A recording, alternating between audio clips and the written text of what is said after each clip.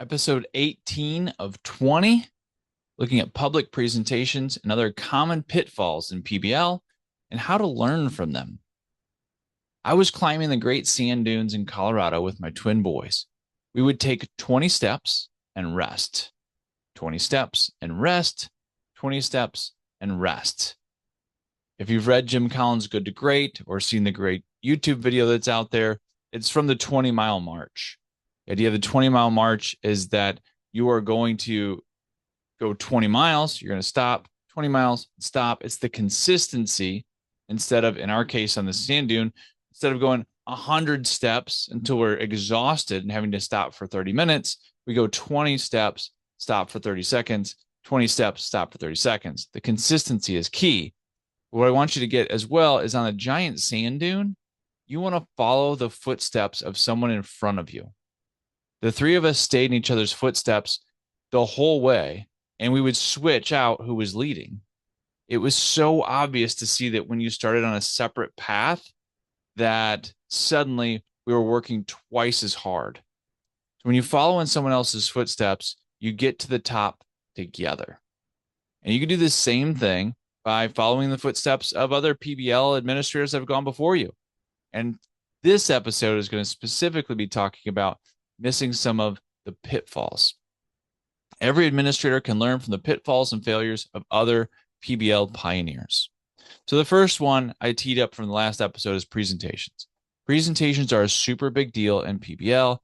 It gets your learners out in front of community partners. It builds those skill sets, those muscles of presenting and talking to adults, collaborating in front of other people, making the work transparent.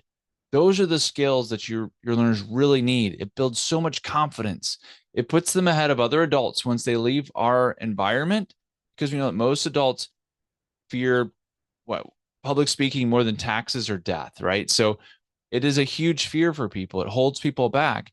And if your learners can start this at a young age, then they've mastered it by the time they leave our school systems. And it's such a big deal. What you want to make sure is that your teachers are connected to community partners. You might need to step in on some of those things because they might not have the time to reach out to some of those. So if they say, hey, here's this person I'm trying to get a hold of, they might need you to jump in and call or have a coach or an AP be there to help out. And you might be in a place where you have a district person that can do this, which is great too. But once that community partner is coming in, you're going to want to meet them just because one of the currencies that I think you often have is the community perception of your school. So it's a great opportunity for you to set a great first impression for someone that's coming in from the outside. You're probably going to want to prep your front office staff. We've had community partners come in and then they're met with a grumpy secretary who's just having a bad day.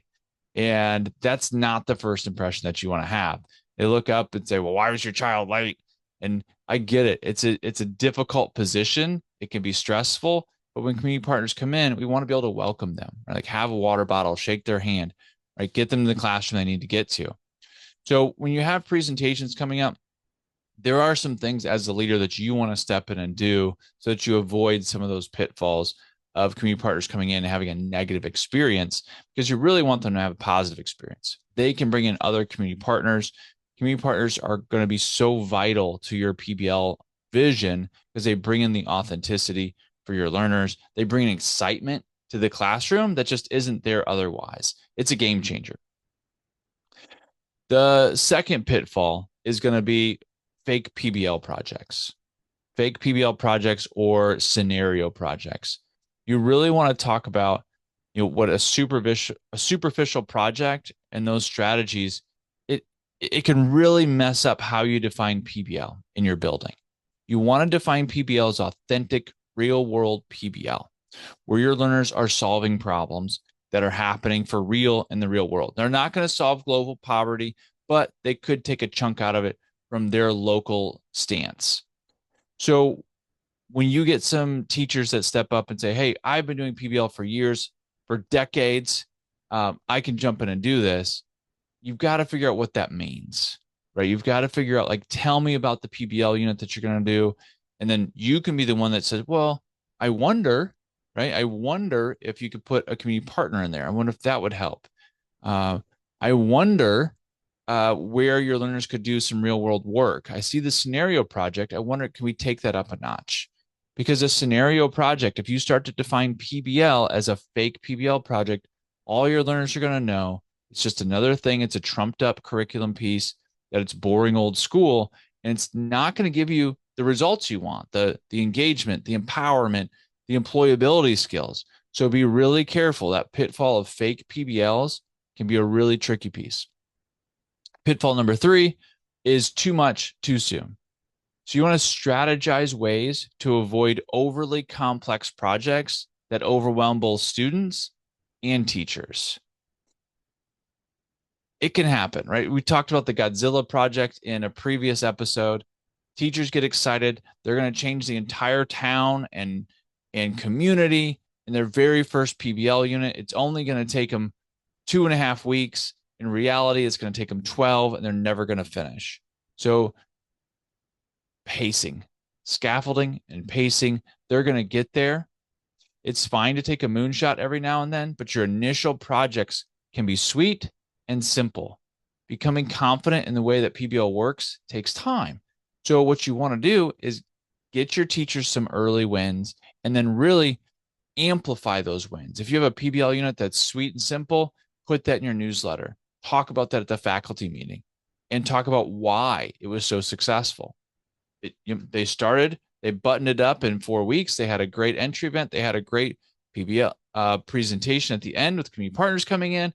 They assessed well, boom, right? And show that that's what's important to you. Get people moving. Our last pitfall is going to be the lack of teacher support in your PBL vision. This can happen where it gets top down. You're excited about it. You know it's the right thing for your learners. You know it's the right thing for your teachers.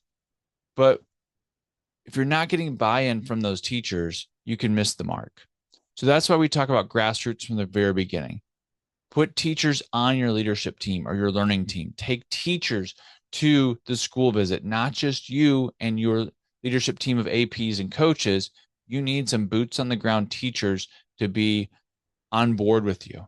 You want to have some time, some space, some structures for ongoing teacher reflection and adjustments that you might need to make in your staff meeting. And you can rework your staff meeting. If you go to magnifypbl.com, go all the way to the bottom of our homepage, there's a 1-page playbook for winning your faculty meeting.